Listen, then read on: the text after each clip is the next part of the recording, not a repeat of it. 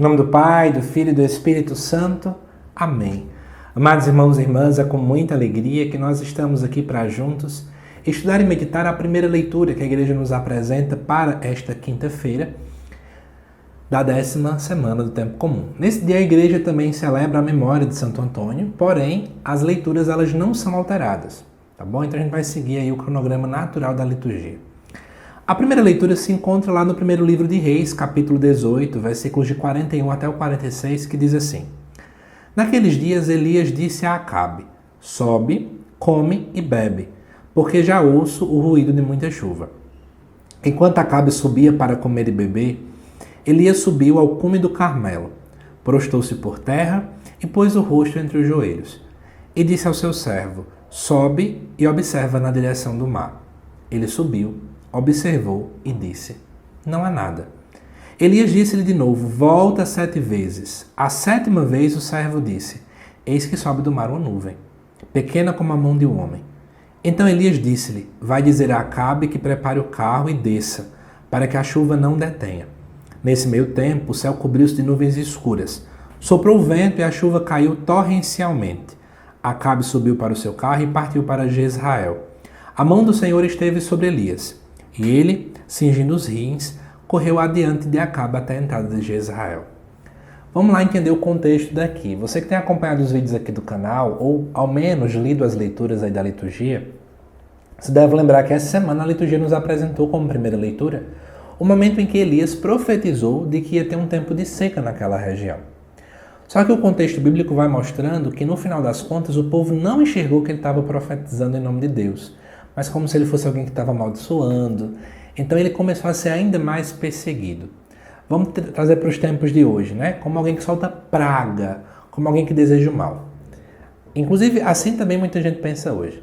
Só que Deus escuta a oração de Elias, e é isso que é o foco desta leitura de hoje. Porque Elias está naquela tormenta e tal, só que ele vai dizer o seguinte: olha, Acabe, sobe, come e bebe, porque eu já ouço o ruído de muita chuva. Só que não tinha nenhuma nuvem no céu. Nada. Só que o que Elias vai fazer? Elias vai rezar. Elias reza, pede então ao seu servo: olha na direção do mar, tem alguma chuva, ele não vê nada. E ele diz: volta 7 vezes.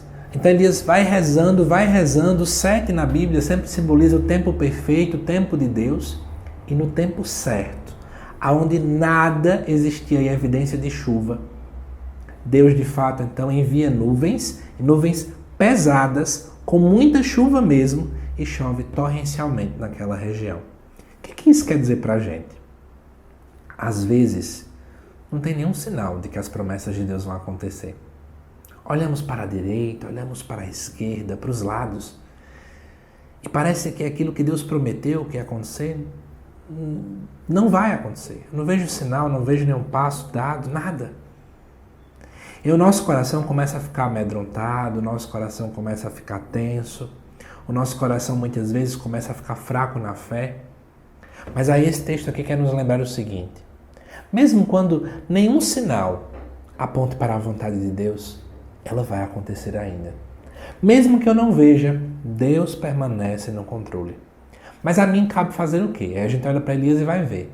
A mim cabe permanecer rezando, permanecer confiando. Mesmo que me persigam, eu ainda permaneço tendo fé.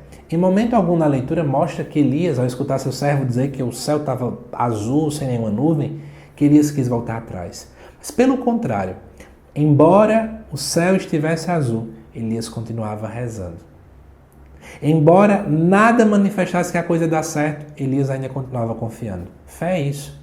É a certeza diante daquilo que eu não consigo ver. Então, amados irmãos e irmãs, espero que vocês tenham gostado desse estudo, desta reflexão. Eu aguardo vocês daqui a pouco aqui no canal, às 7 horas da noite, para o estudo do Evangelho, também desta quinta-feira. Até já!